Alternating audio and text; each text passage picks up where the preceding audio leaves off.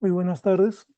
Eh, Vamos a dar inicio a la conferencia de esta tarde titulada Derecho Constitucional y Ciencia Política, que va a estar a cargo de nuestro distinguido invitado, el doctor Jaime Víctor Celada Batra. Esta conferencia corresponde a la edición número 6 de los lunes universitarios del programa en en tu universidad, que está a cargo del Centro de Estudios en Justicia y Derechos Humanos. Previo al inicio de la conferencia, vamos a dar lectura a la hoja de vida de nuestro expositor. El doctor Jaime Celada Batra es abogado y economista. Ostenta el grado académico de magíster en ciencia, en Derecho Civil y Comercial. Asimismo, tiene el grado de doctor en Derecho y Ciencia Política. Es doctor en Filosofía, grados académicos otorgados por la Universidad Nacional Mayor de San Marcos. Presidente y fundador de la Escuela Peruana de Derecho Constitucional. Ejerció y ejerce la profesión de abogado y la profesión de economista, en su calidad de analista y autor de diversos artículos periodísticos y publicaciones diversas. Ejerció la docencia universitaria desde los años 90 en la gloriosa Universidad Nacional Santiago Antúnez de Mayolo, UNASAM, de la región Ancash. Asimismo, fue democráticamente elegido en 2 periodos como decano del Ilustre Colegio de Abogados de Ancash. En el 2004 participó en el concurso público y de méritos para magistrados del Poder Judicial y Ministerio Público, siendo ganador y nombrado fiscal superior titular de Lima. Posteriormente ejerció el cargo de director de la Escuela Profesional de Ciencia Política de la Facultad de Derecho y Ciencia Política de la Universidad Nacional Mayor de San Marcos. Actualmente ejerce la docencia universitaria en pre y posgrado en dicha universidad, en las asignaturas de Introducción a la Ciencia Política, Teoría del Poder Político, Macroeconomía y Política Económica, Partidos Políticos, Filosofía del Derecho y Derecho Constitucional. En la sección doctoral tiene a su cargo las asignaturas de Fundamentos Económicos y Sociales del Derecho. Y en la maestría, el curso de SIDESCA, Seminario de Investigación en Derechos Económicos, Sociales, Culturales y Ambientales, entre otros. Es invitado por el dictado de conferencias, congresos, seminarios, ponencias en diversas universidades e instituciones del país. Ostenta reconocimiento con la Medalla de Honor Bicentenario de la Independencia del Perú, 1821-2021, en mérito de la enseñanza e investigación en la Facultad de Derecho y Ciencias Políticas de la Universidad Nacional Mayor de San Marcos. Entonces damos el paso a nuestro distinguido expositor, el doctor Jaime Celada, para que inicie su conferencia. Adelante, doctor, por favor.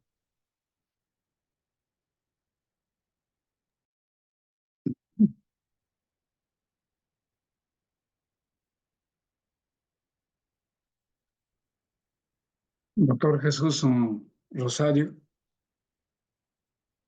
permítame saludarlo, expresarle mi congratulación por encontrarnos esta tarde aquí, junto con los integrantes del Centro de Estudios del Ministerio de Justicia y Derechos Humanos, y también la distinguida audiencia que seguramente nos acompaña. En realidad, los temas constitucionales y particularmente la ciencia política llenan la vida de las sociedades. Y por eso es que en la actualidad reviste importancia, trascendencia. Y me corresponde felicitar al Centro de Estudios del Ministerio de Justicia y Derechos Humanos por esa inquietud de promover la cultura académica, porque según muchos analistas, en realidad lo que ocurre con nuestra sociedad y particularmente con el habitante nacional es que adolece de terribles dificultades a la cultura. Y obviamente la cultura tiene relación directa con nuestro tema de hoy, el derecho constitucional y la ciencia política. La ciencia política y particularmente el derecho constitucional no se inicia el siglo pasado, ni mucho menos el siglo XVIII, el siglo XIV. No, no, no. El derecho constitucional, tanto como la ciencia política, se inician en los tiempos de Roma. Y por eso es que los estudiosos, los investigadores, han precisado de que fue Aristóteles el que dio cuenta de poco menos de 148 constituciones allá en,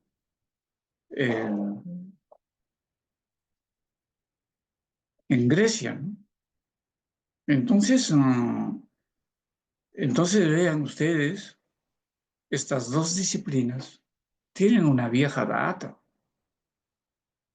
Sin embargo, no todas las sociedades han tenido un desarrollo uniforme.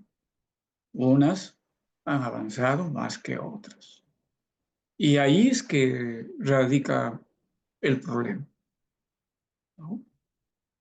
Sin embargo, todos nosotros debemos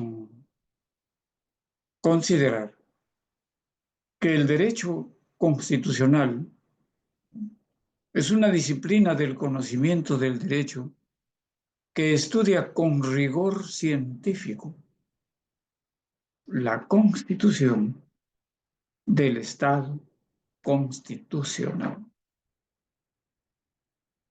Y entonces nos preguntamos también, ¿cuál será el objeto del derecho constitucional? Y la respuesta se expone y decimos la Constitución. Y también nos preguntamos, ¿qué es la Constitución? Podemos definirla como el encuadramiento constitucional de la interrelación de los procesos naturales y sociales, como expresión de cultura, de soberanía nacional, de soberanía popular. Eso es la Constitución. La Constitución, entonces, tiene un objeto. Ese objeto es que trata de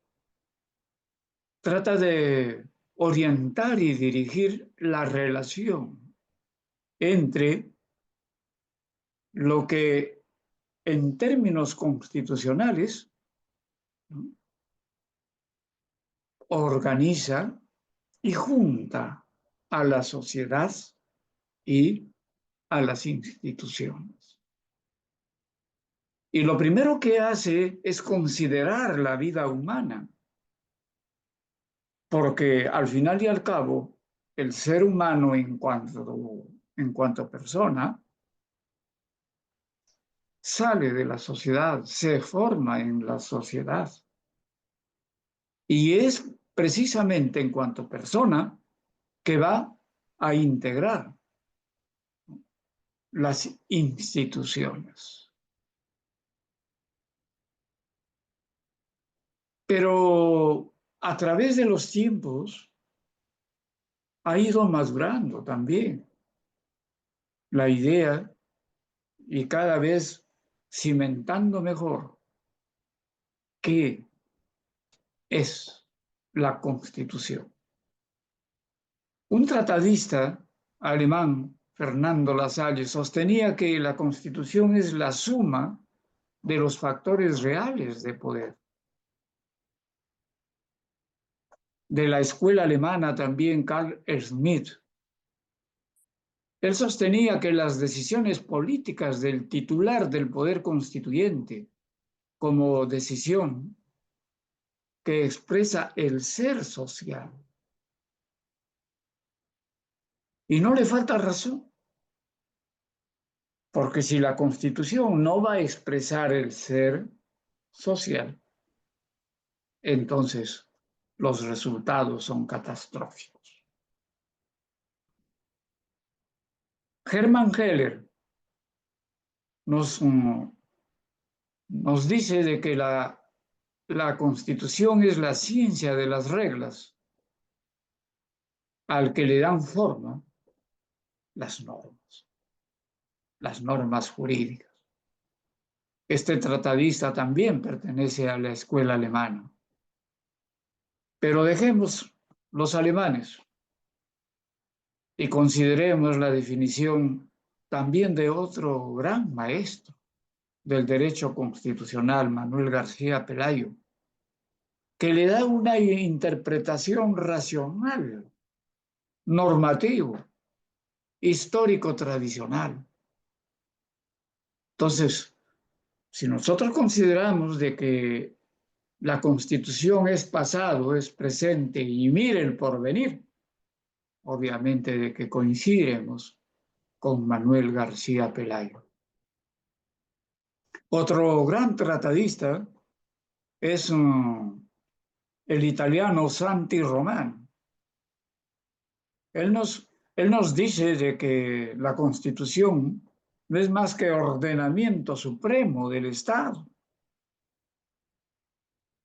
norma de carácter eminentemente social, pero también entonces, por su contenido, la Constitución, al tratar de establecer las relaciones de la sociedad y las instituciones, entonces organiza la constitucionalización de las instituciones del marco del sistema democrático. Por eso es que entonces nosotros, cuando tenemos el texto constitucional en nuestras manos, ¿qué es lo primero que leemos? Teoría de la separación de poderes, los derechos humanos y, en fin, el resto de instituciones. Y no solamente eso, sino que ordena la vida de los ciudadanos y no hay nada dentro de la esfera del derecho constitucional que quede, que sea desvirtuado. Los fenómenos naturales, la sociedad, el pensamiento y la historia, la vida del hombre, todo eso comprende la Constitución del Estado constitucional. ¿Eso qué significa entonces de que la Constitución, en cuanto al ámbito de su tratamiento, comprende el estudio integral, multidisciplinario de la vida humana? Y la vida humana, tanto individual como social. Disciplinas del derecho constitucional. Nosotros tenemos que, en primer lugar, considerar las disciplinas bases del derecho constitucional. Entonces, tendremos el derecho constitucional general, el derecho constitucional comparado, el derecho constitucional particular y el derecho constitucional internacional. En el primer caso, el derecho constitucional general estudia las notas comunes de los textos constitucionales. En el caso del derecho constitucional particular. Se trata de la interpretación y crítica de los textos constitucionales. El derecho constitucional comparado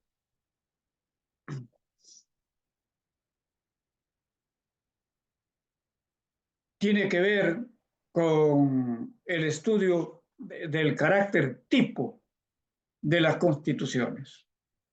Y obviamente comprende, y es en estos tiempos que adquiere un nivel incontrolado de gran desarrollo el derecho constitucional internacional, ¿no?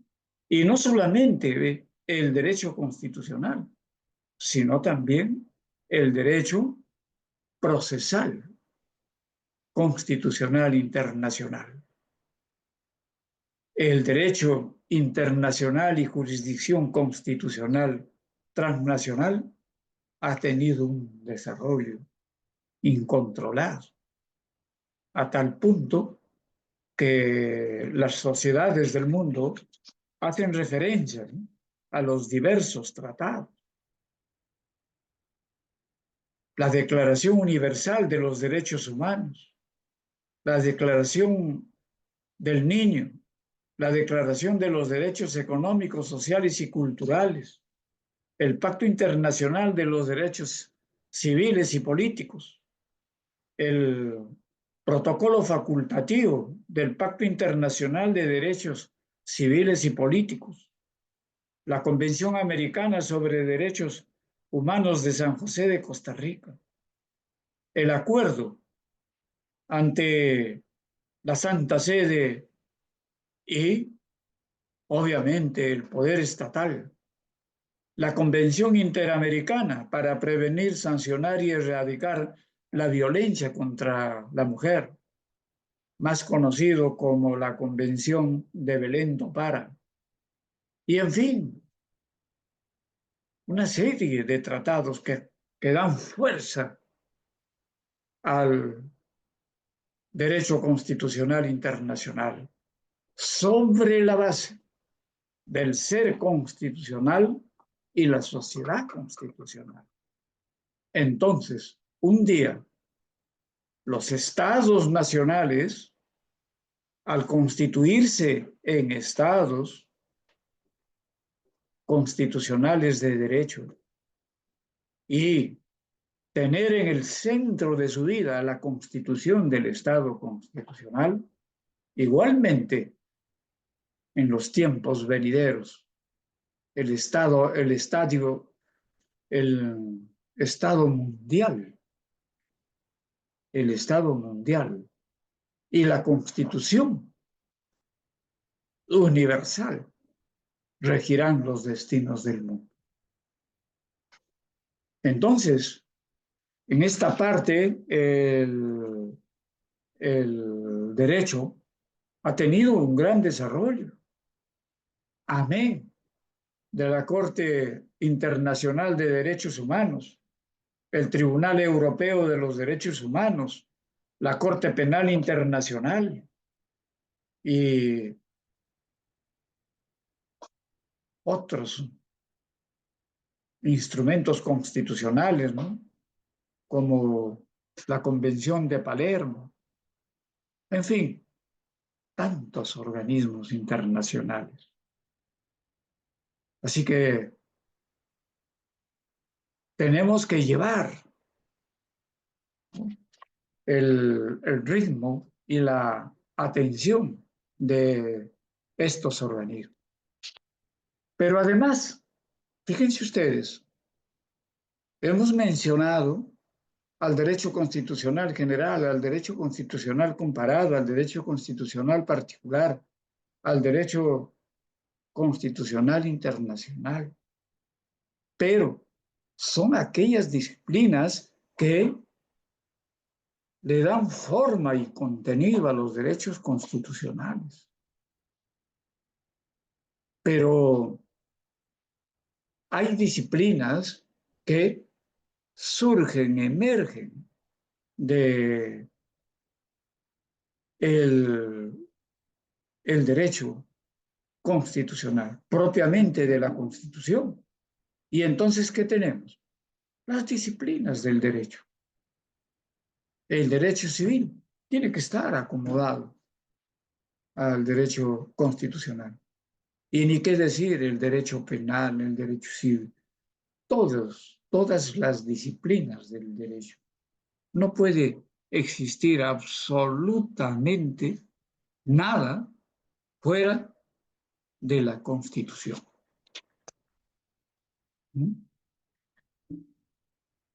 Un tema muy importante que nosotros debemos considerar, apreciados colegas, apreciada audiencia, es la tipología de la Constitución.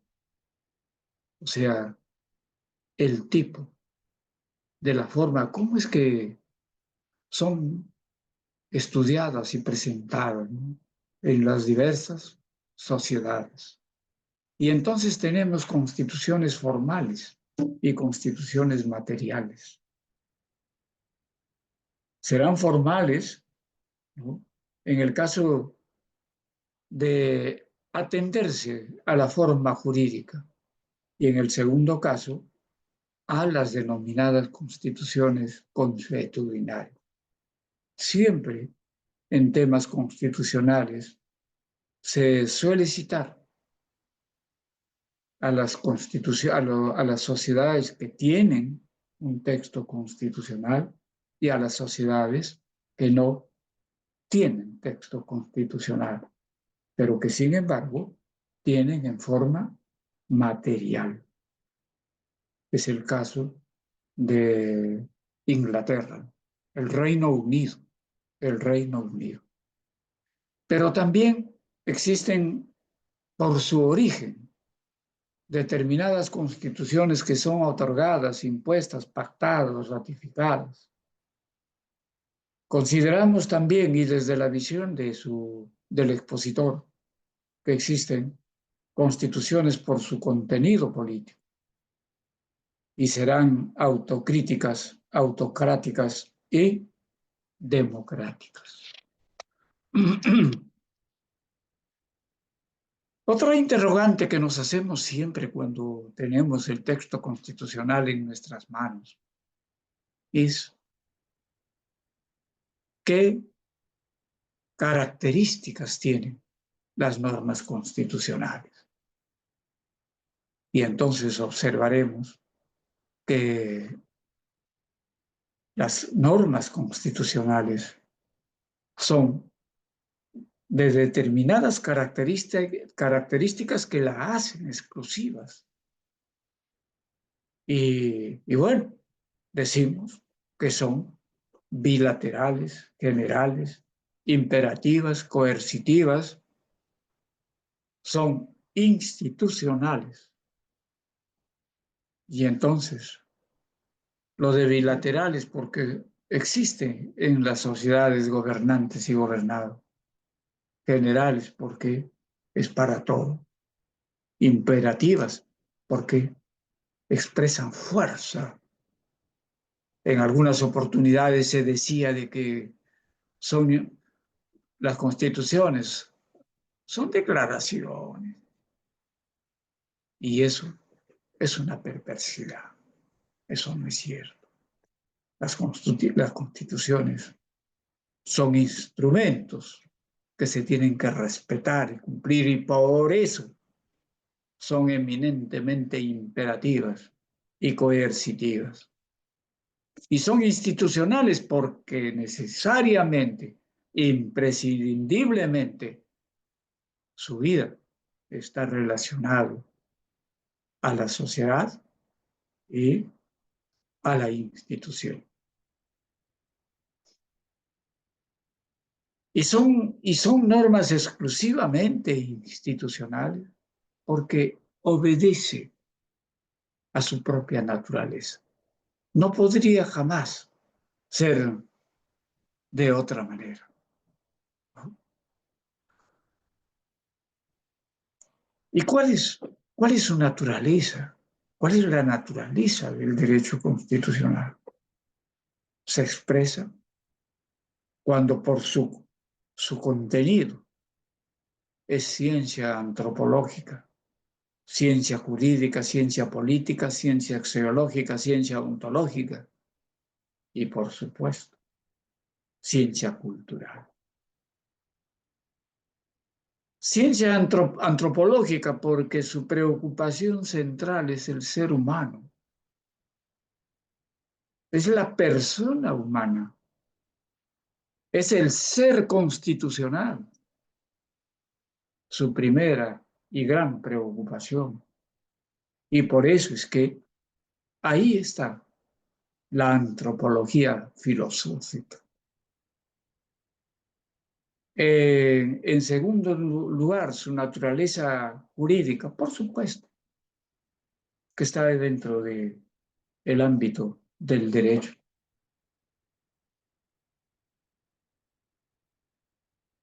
Constituye ciencia política. ¿Por qué? Porque organiza el poder, el ejercicio del poder político, las teorías del gobierno son precisamente parte de su quehacer. Es también ciencia axiológica. ¿Por qué? Porque permanentemente los ciudadanos vivimos efectuando valoraciones. Y esas expresiones de valor son de aceptación o rechazo. Esa es la perspectiva de vida. El ser humano desenvuelve su vida expresando concepciones, ideas de valor. Entonces, la axiología acompaña paso a paso a la constitución del Estado constitucional. Y es ciencia ontológica debido a que la Constitución tiene que ver con el ser constitucional. Y al estudiar el ser constitucional, se interesa por la sociedad constitucional. Entonces tenemos el ser constitucional y la sociedad constitucional. Y ese es el fondo, eso constituye la razón de ser de la ontología constitucional. La cultura. La cultura es un aspecto grandioso en la sociedad, ¿no?, que no debemos descuidar jamás, porque la cultura expresa una razón integral en el comportamiento de la ciencia política, la política, y sanciona e impone el debido respeto en la sociedad. Entonces interesa vivamente la cultura. Ojalá vengan tiempos mejores en la cultura de la sociedad peruana. Fuentes del derecho constitucional.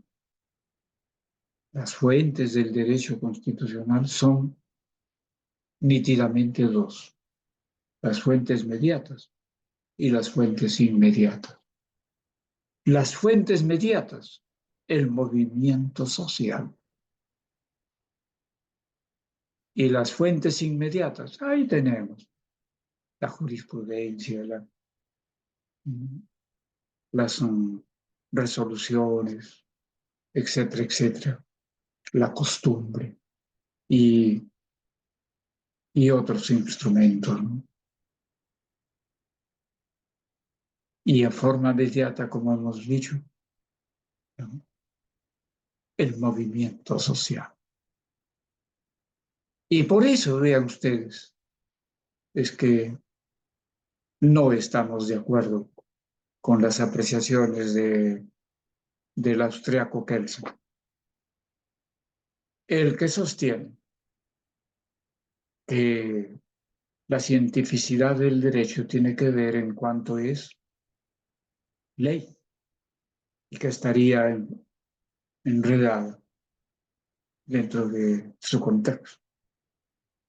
Para nosotros existe ciencia cuando corresponde a la realidad. Entonces, ¿qué se quiere? Que el texto constitucional corresponda a la sociedad. Por eso es que grandes maestros como Jefferson afirmó de que el texto constitucional no es más que el sentido común del ciudadano. Claro, aquí lo que hemos tenido siempre es de que se reúna un determinado grupo de sabiondos y que ellos le diga a todo el país, aquí está su constitución. Ustedes no saben sobre ello, así que acá está, ¿no? Y hay determinados organismos, como por ejemplo el Tribunal Constitucional. ¿Se han preguntado ustedes por qué Tribunal Constitucional no hay en Estados Unidos? ¿Por qué no hay? ¿Ah? Y en otros países del área. Claro, en nosotros sí. No es que nosotros somos seres disminuidos y nuestro propio texto constitucional no lo podemos interpretar. Aquello que sentenció el gran maestro del constitucionalismo contemporáneo, Jefferson, la Constitución es el sentido común del ciudadano. Y por eso es que la Constitución de los Estados Unidos, fíjense ustedes, comienza con la reunión de Filadelfia en 1774 y es aprobado en 1787. Y es que la Constitución de los Estados Unidos llegó a todos los ámbitos allá de los Estados Unidos. Aquí, en los textos constitucionales, ¿cuándo dio, ¿cuándo dio su punto de vista el agricultor de las zonas alpandinas? Cuando vino el habitante de Tacna, de Tumbes, de Iquitos, de Madre de Dios a dar su opinión sobre la Constitución. No, eso no interesa.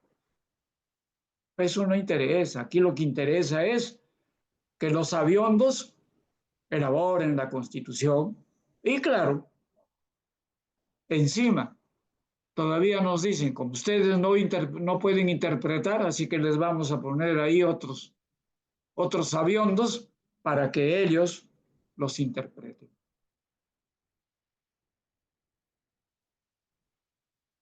Entonces, tenemos que analizar y reflexionar, que esto les sirva de reflexión, de meditación.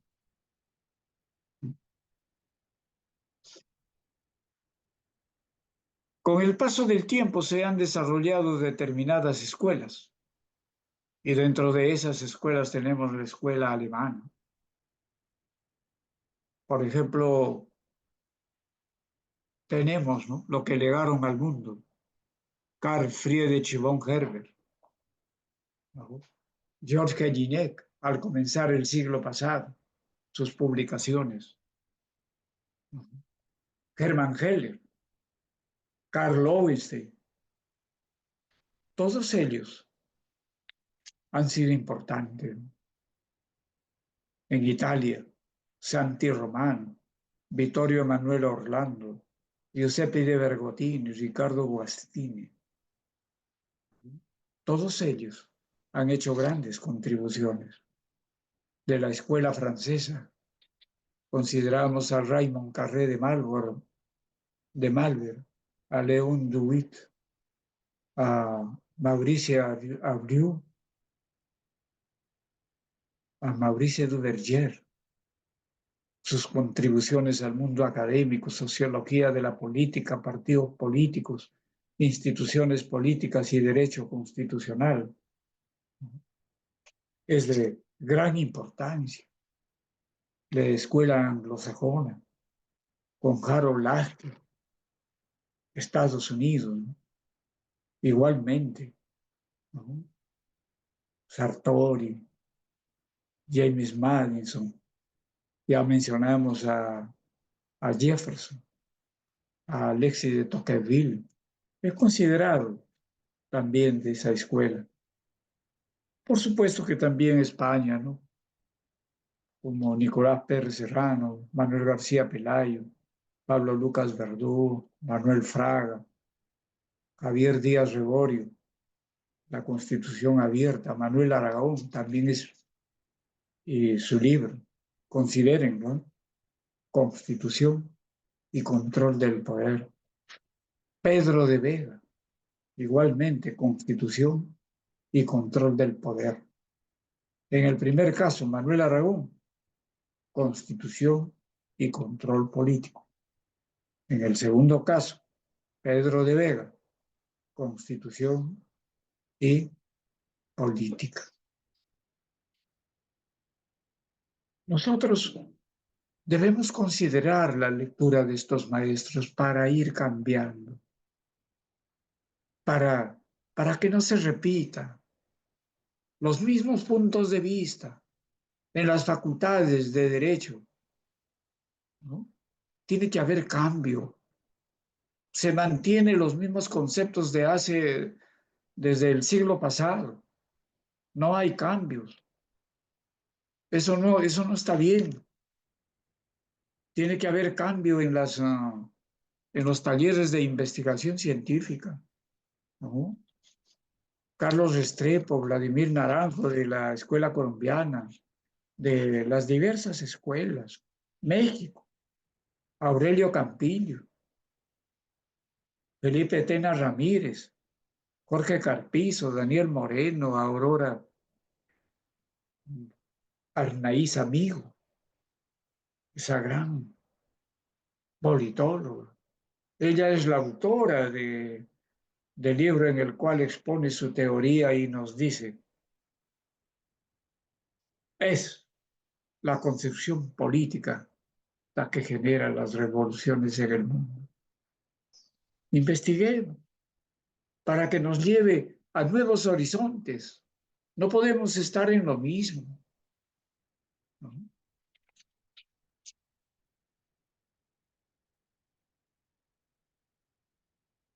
Y debemos considerar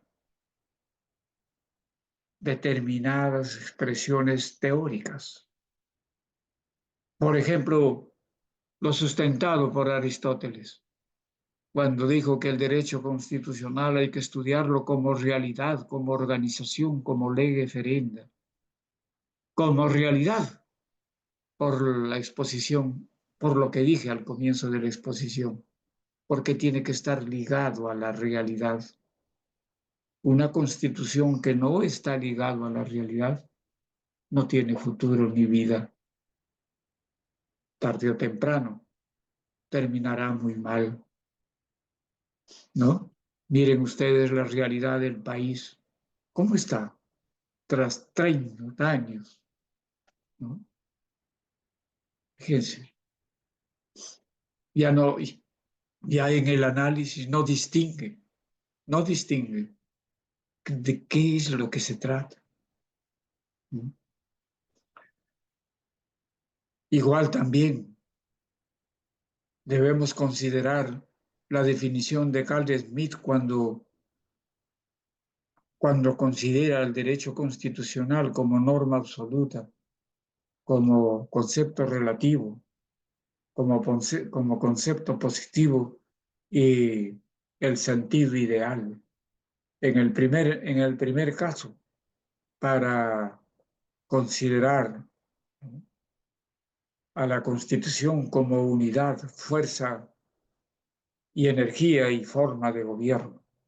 Y en el segundo caso, las relaciones, que no son siempre uniformes. Y en la última postura, debido a que el sentido ideal se presenta porque el derecho constitucional es esperanza. Mira el futuro y al mirar el futuro, entonces considera, ¿no? Interpreta la realidad. Si la realidad no está interpretada, entonces terminaremos mal. Pero nosotros también hemos considerado a la ciencia política. Y la ciencia debemos nosotros sostener que es el conjunto sistemático y coherente de ideas, conceptos, proposiciones, conocimientos acerca de la realidad natural y social. Es saber selectivo, metódico, objetivo, integral, dinámico. ¿Y cuáles son las funciones de la ciencia? Describe, explica, define y predice. Estas 4 líneas de pensamiento tenemos que aplicarlo al derecho constitucional. Estamos hablando de ciencia para darle enfoque a la ciencia política. Pero también, obviamente, estamos diciendo de que el derecho constitucional es ciencia. Se considera la descripción científica, por supuesto. La explicación científica, desde luego. En todo fenómeno. Y si hay descripción científica, explicación científica, entonces necesariamente hay definición científica. Y si existe la vigencia de los 3 principios citados, entonces existirá predicción científica.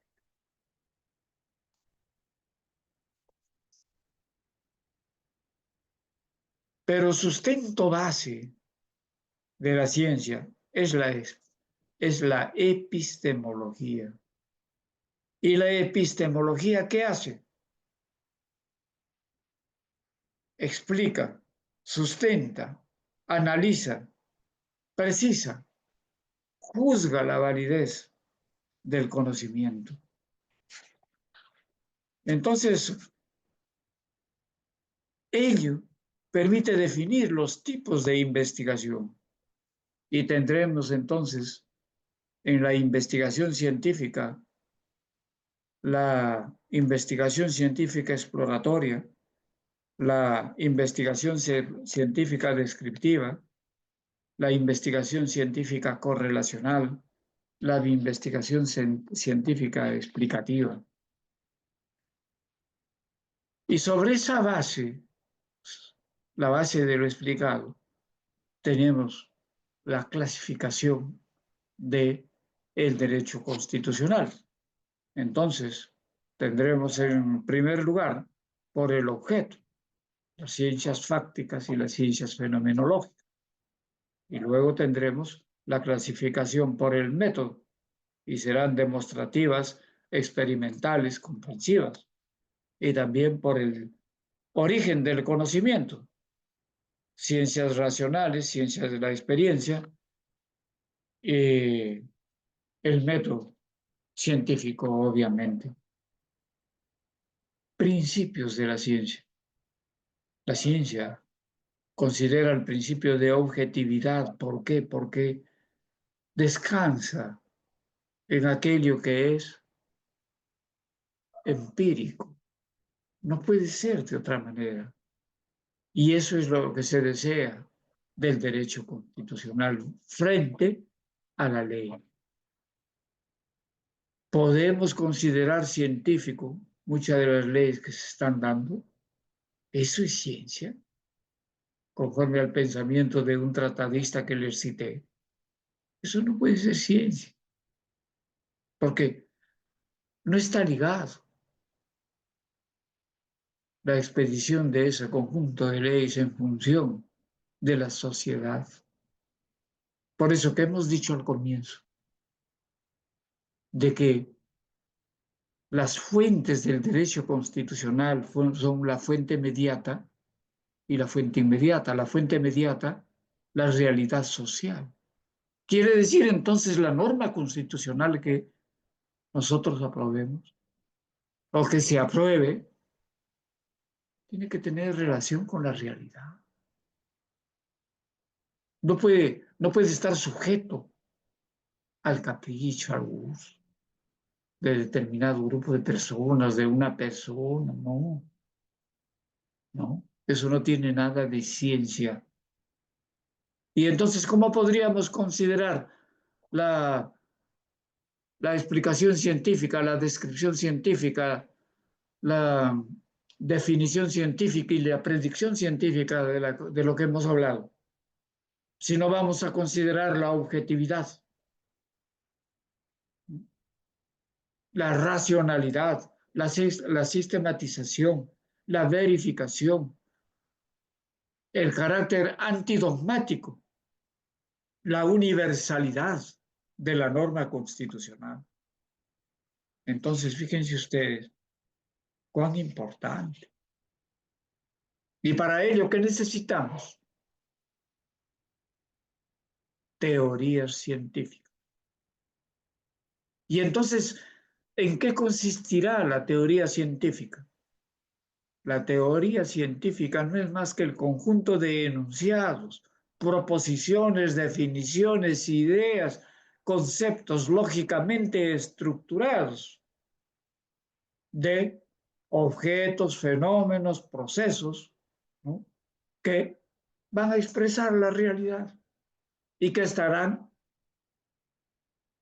en las leyes, sean constitucionales o cualquier otra sea su naturaleza. Pero entonces, ¿qué es lo que requerimos? Es de que se respeten las disciplinas de la ciencia. ¿Y cuáles son esas disciplinas? Por supuesto que vamos a ser muy breves, ¿no? En primer lugar, la especificidad de la ciencia. ¿Y qué consideramos ahí? La semántica de la ciencia, la teoría del conocimiento científico, la metodología del conocimiento científico, la ontología de la ciencia, la axiología de la ciencia, la ética de la ciencia, la estética de la ciencia. Obviamente no puede faltar en la estructura de la ciencia, ¿no?, el resto de componentes y la lógica. Cuando hagamos referencia a la sistematización científica, lo primero que tenemos que considerar la lógica. La lógica como ciencia formal estudia la validez o invalidez de las inferencias. Estudia los nexos lógicos que determinan la corrección o incorrección, la licitud o ilicitud de los procesos inferenciales. Y por eso entonces la lógica tiene que estar presente en el desarrollo de nuestras actividades. Y por eso es que en el derecho tenemos que impulsar la lógica de las normas en todas sus expresiones. Y luego también el conjunto de disciplinas que genera. la formulación científica. ¿Y qué tiene que ver la formulación científica? Mayormente en la carrera del abogado. La formulación científica es la que considera la argumentación científica. Cuando redactamos un recurso, cuando nos preparamos para las audiencias, tenemos que estar con el cerebro que da luces, ¿no? Es decir, listo, un abogado me da un argumento, yo tengo que estar listo. ¿Y cómo voy a estar preparado? Precisamente con la argumentación científica, ¿no? La demostración científica, la explicación científica. Es la única manera. Y también la refutación científica. En tercer lugar, las categorías científicas. La filosofía nos da todo ese campo, ¿no? Ese campo. Los maestros de la filosofía, qué nos dijeron? Bueno, aquí les damos. En primer lugar, tenemos las normas enunciativas. Ahí tienen ustedes a las disciplinas que los acompañarán siempre en sus investigaciones, ¿no? En segundo lugar, ¿qué clase de disciplinas tenemos? Las normativas. Y ahí que está la lógica, ¿no? En tercer lugar, las disciplinas científicas, ¿no? La, las diversas disciplinas, como, como por ejemplo en el caso de nosotros, del derecho, ¿no? Ahí están. Entonces, fíjense ustedes la grandiosidad de los maestros, ¿no? De la filosofía y las disciplinas especiales.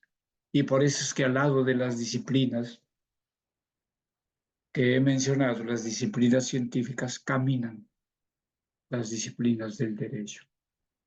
En el derecho, ¿qué tenemos? Filosofía del derecho. Y por si fuera poco, en cada una de las disciplinas del derecho, porque obedecen al carácter científico, ¿qué tendremos? Derecho penal, filosofía del derecho penal. Así es.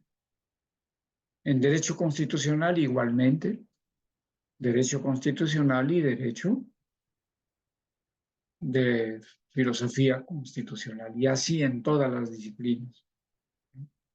Eso tiene que ver con las categorías científicas. Otro punto importante son las relaciones científicas, la, la causalidad, la necesidad, la ley, la física, la química. Ellas nada más no son, no tienen la potestad. No. También las disciplinas científicas sociales están en ese camino. Y un punto importante que se tiene que considerar es el lenguaje científico. Entonces, cada una de las disciplinas consideran eh, la importancia, la trascendencia de, de el tema tratado. Y es algo que no debemos dejar, apreciados colegas. No, por el contrario, debemos conservarlo, cualquiera sea el área de nuestra vida, ¿no? Entonces estaremos permanentemente, ¿no? Debidamente informados. Siguiendo el orden de la invitación, derecho constitucional, ciencia, política, ahora vamos a tratar la política. Al respecto debemos decir que la política es una disciplina que por definición constituye forma específica. Fíjense ustedes, pongan atención, la política. Miren, observen el país. Dios mío, ¿no? En estos 30 años, obviamente de que estamos en el infierno. Y entonces interesa la política. Y claro, con suma preocupación nos preguntamos, ¿qué es la política?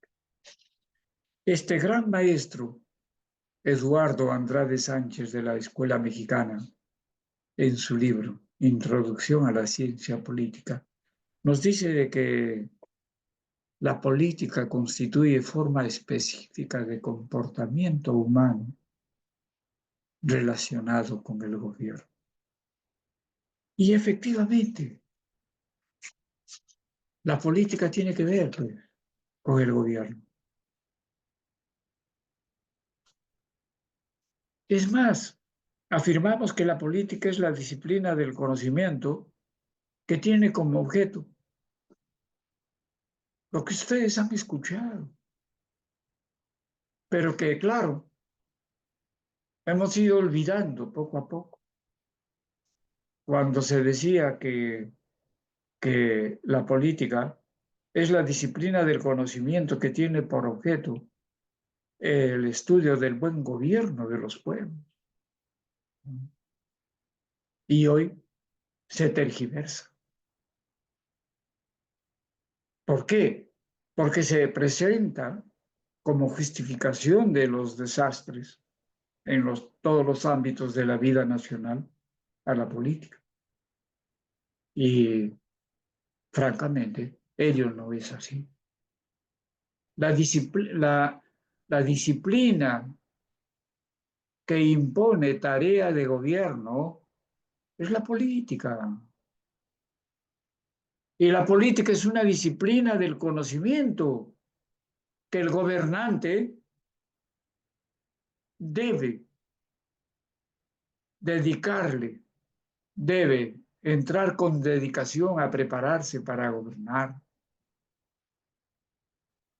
Solamente que en nuestro caso se preparan para otras cosas, ¿no?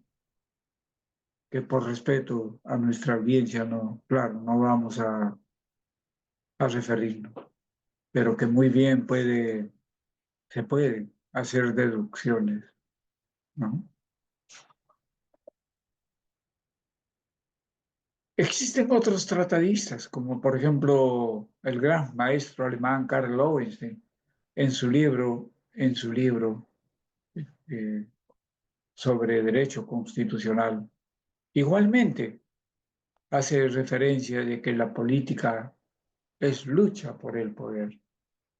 Y efectivamente, también comprende la, la lucha por el poder. Entonces, entonces, fíjense ustedes, todos estos aspectos nos lleva a considerar sobre la política. Pero más allá, vean ustedes, de la situación en la que nos encontremos, consideramos que el hombre de nuestro tiempo es la de ser histórico, bajo la premisa de que la historia la escriben los pueblos, iluminados, poseídos por una, una esperanza superhumana. Y eso es de veras lo que requiere nuestra patria, para que alguna vez se diga proclamación popular, victoria popular. Y para ello tiene que surgir inevitable la conciencia histórica. Y tiene que resurgir el sueño peruano que es la promesa de la política. Y la promesa de la política lo enseña una de las grandes de esta ciencia, Hannah Arendt. Según ella, busca el fin, la meta, la esencia, que se expresan en acción y en defensa de la libertad y la democracia. Entonces, es en aquella tarea histórica que nos encomienda Hannah Arendt, donde debe encontrar sentido nuestra vida. No sé si, doctor Jesús, todavía tenemos algún tiempo. Sí, doctor, puede disponer de un tiempo todavía. Ah, Unos 10 o 15 minutos tal vez si estima conveniente. ya, muchísimas gracias entonces. Ah,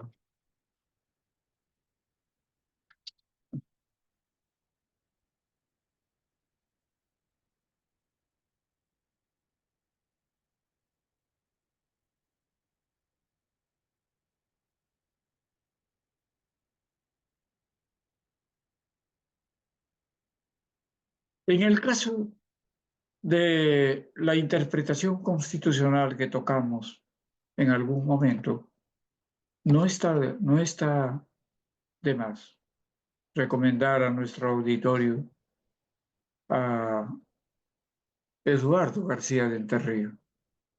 Creo de que su folleto merece tenerla en nuestras manos y analizarlo. Hay aspectos que se debe considerar, ¿no? Entonces tendremos nosotros la Constitución abierta, también de Josep Aguiló, la Constitución del Estado Constitucional. Ese libro debemos tenerlo nosotros. Igualmente del maestro Segundo Linares Quintana. Les recomiendo su lectura, la investigación, ¿no? Partidos políticos. Fíjense ustedes en qué se han convertido. Y si nosotros vemos con indiferencia y no hay investigación, entonces no habrá absolutamente nada, ¿no? Nuestras raíces históricas, recuerden, recuerden, en primer lugar, se impone un profundo debate. Fíjense ustedes, por mucho tiempo, se ha dado la referencia de que la Constitución de 1823, ¿no?, tiene como base, como fuente de inspiración a la Constitución de los Estados Unidos, la Constitución de Francia, el constitucionalismo francés y también la Constitución española de 1812. Pero les pido su máxima atención. Desde la visión del expositor, la Constitución española no puede ser sustento, base del constitucionalismo peruano. ¿Por qué? Porque la Constitución española de 1812 es una constitución monárquica, monárquica. Y la Constitución peruana de 1823 es una constitución republicana y sus instituciones son totalmente diferentes. Nadie puede negar. Artículo quinto de la Constitución española. Es para los españoles, pues. ¿Y qué éramos nosotros para ese tiempo? Éramos basura, no éramos nada. Eran, éramos los indios despreciables que deberíamos morir en las minas. Eso éramos. Y resultado de ese genocidio, resultado de esa matanza cruel, se tiene más de 10 millones de peruanos que fueron asesinados a lo largo del coloniaje. Y los reyes de España ni siquiera una misa les han hecho. No. Entonces, tenemos nosotros que reflexionar.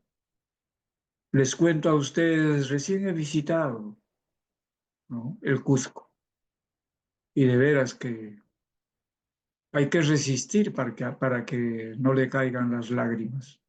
He leído ahí la sentencia de Tupac Amaru, cuando el 4 de noviembre de 1780, ¿no?, se levantó y, y cuando le leen su sentencia, a morir, viendo previamente ser asesinados sus niños, su esposa, su familia. Y me viene al recuerdo de que cuando yo he leído los libros españoles sobre las cuestiones históricas del derecho penal, se espantan. Luis Jiménez de Azúa, por ejemplo, ¿no?, cuando hace referencia a la historia del derecho penal, igual Cuello Caló y otros tratadistas de España, y califican a los persas como los peores criminales.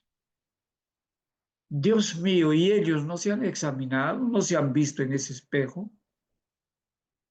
¿No? Con lo que aquí hicieron. Dios mío. Yo no digo de que nos lancemos a una guerra o se quiera promover eso, no, pero también tiene que haber todo aquello que simiente bien nuestro camino y nuestra identidad. Y fíjense ustedes, 1812 se reúnen las Cortes de España. Aquí, ¿qué había? Una persecución sin nombre, asesinatos, detenciones. Recordemos que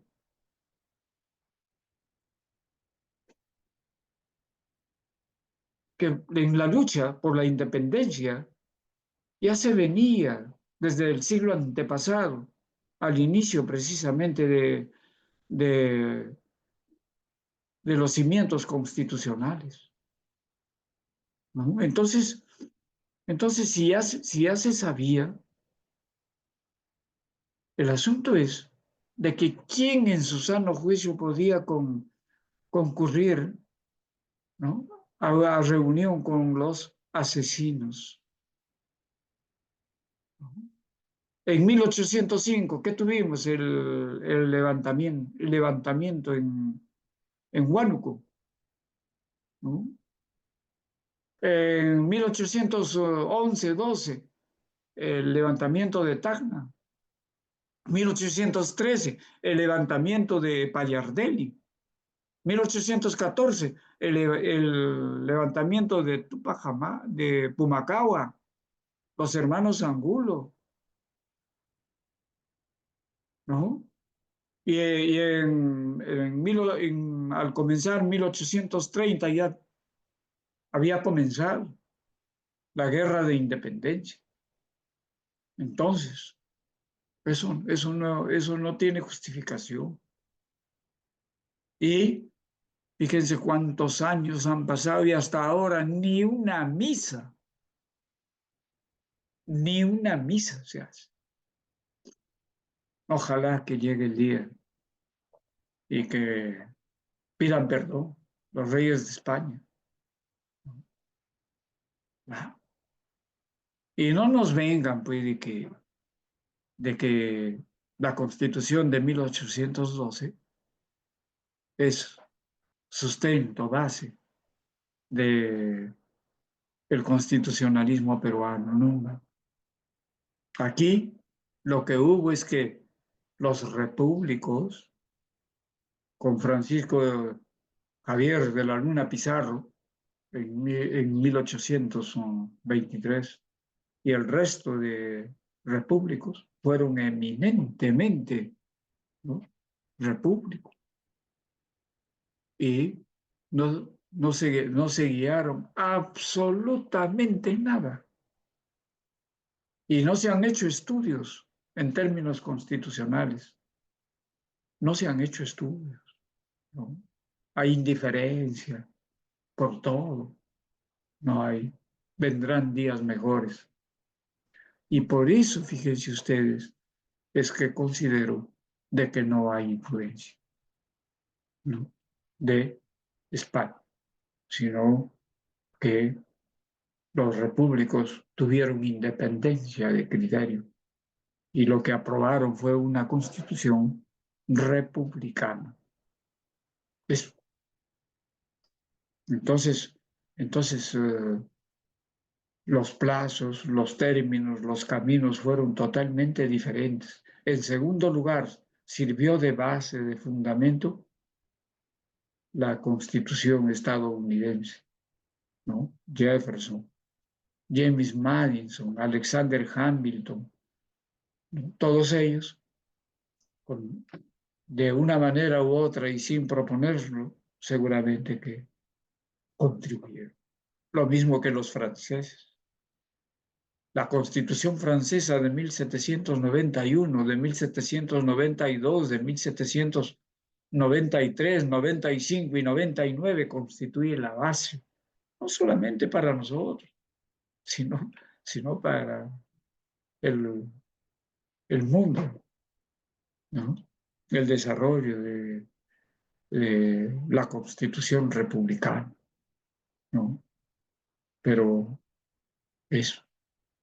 Ahí, por ejemplo, yo discrepo, ¿no?, de mi maestro del derecho constitucional, ¿no?, Vicente Ugarte del Pino, porque él en su libro, ustedes lo habrán leído, él considera, ¿no?, a España. Pero bueno, en su tiempo seguramente que no entró, ¿no?, al debate más profundo, ¿no? Yo considero de que vendrán tiempos mejores y se aclarará, lo mismo que otros puntos de la historia del país, porque la historia, recuérdenlo bien, es sobre hechos. La, la historia es ciencia, es ciencia. Y entonces hay muchos aspectos de nuestra historia que tienen que ser superados, ¿no? Tenemos que analizarlo. Y les dejo para la reflexión.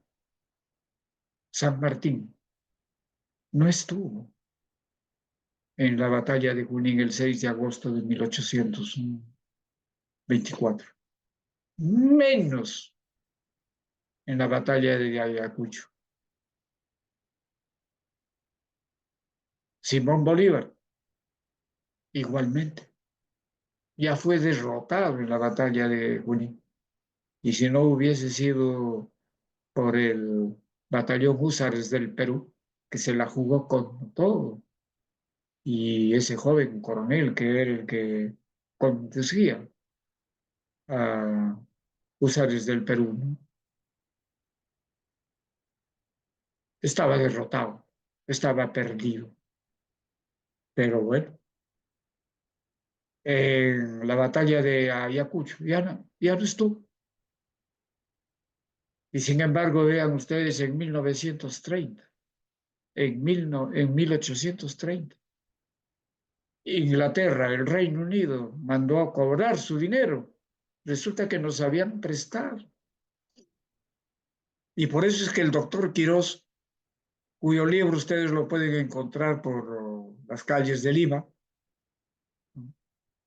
publica hasta el símil de los documentos en el que aparecen todo el préstamo que nos dio Inglaterra y que en 1830 ya estábamos ya enditados y que tuvimos que pagar. Y de ese dinero, ¿qué supieron los repúblicos? Nada, absolutamente nada. Pero que sí saben dónde fue a parar los libertadores. Ellos lo saben, ellos lo saben, pero nunca se investigó. Que sea motivo de reflexión, pero compren el libro. Eso no está pues, más que 10 soles, 15 soles. Apreciados colegas, cómprenlo. Y van a encontrar ahí otros aspectos muy importantes, ¿no? Entonces, esos son los puntos, vean ustedes, que los quería conversar con ustedes. Doctor Jesús Rosario, Doctor, ya hemos cansado al auditorio. no, para nada, doctor, está muy interesante las reflexiones que ha dado. Bueno, yo creo que el tema está relacionado pues el derecho constitucional y la ciencia política, obviamente tenía que tratarse estos temas, ¿no? Era parte, digamos, de lo que esperábamos escuchar. Agradecemos, doctor, creo, su brillante ponencia. Hay algunas preguntas, de repente podemos hacer lectura. Dice en el ¿Sí? caso peruano, dice en el caso peruano, el juez actualmente aplica la norma en base a una interpretación Estado de Derecho o Estado constitucional. Pregunta, ¿qué es el neoconstitucionalismo? Bueno, pues, el tratadista español Robert Alexi hace referencia, ¿no? Y según él, aquella preferencia, ¿no? Por, por salirse de la interpretación directa que debe hacer de la ley, ¿no? Entonces, él considera de que hay una forma nueva de interpretar la Constitución. Bueno, yo particularmente no le veo nada de nuevo, ¿no? Porque estamos en lo mismo. Las dos formas que Robert Alexi e incluso el doctor Manuel Atienza, ¿no? Eh, no exponen absolutamente nada nuevo, ¿no? No hay nada nuevo. Son dos formas antiguas, incluso corresponden a los tiempos de Roma, aún más atrás, los tiempos de Grecia, ¿no? Entonces, ellos tienen esa denominación y eso es lo que yo creo. Doctor, una siguiente pregunta dice, ¿cuál es la función del control constitucional en un sistema democrático y qué mecanismos existen para garantizarlo? Bueno, en el caso de nosotros existe el control concentrado, ¿no? Y para eso tenemos pues al Tribunal Constitucional, ¿no?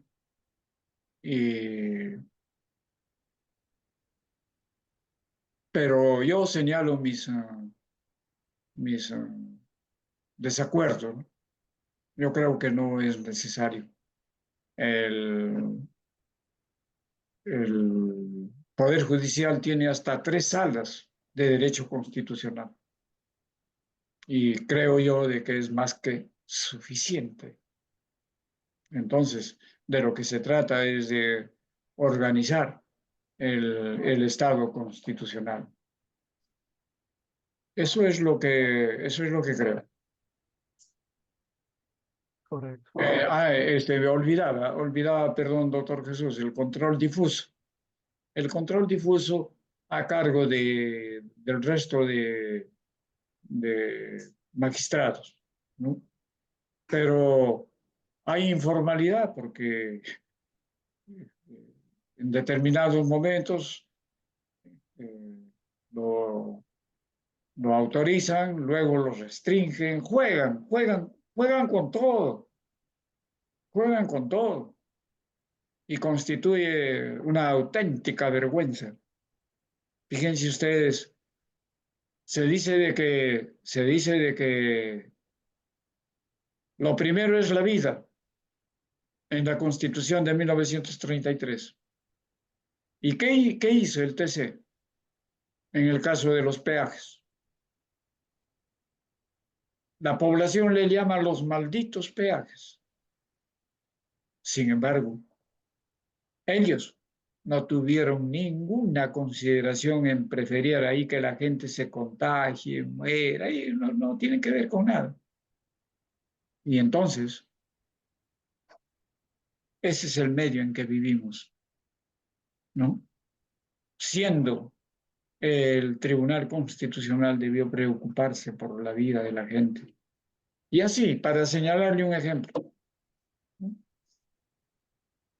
Doctor, dice, comenta que el derecho constitucional es cambiante y mira hacia la realidad social e institucional. Mi pregunta es, ¿basta el artículo 3 de la Constitución para el estudio, regulación y protección de los derechos políticos? Yo creo que no. Yo creo que no es suficiente, con todo respeto. Porque fíjese usted, hay un libro muy interesante, ¿no? Dieter Nollen, La democracia.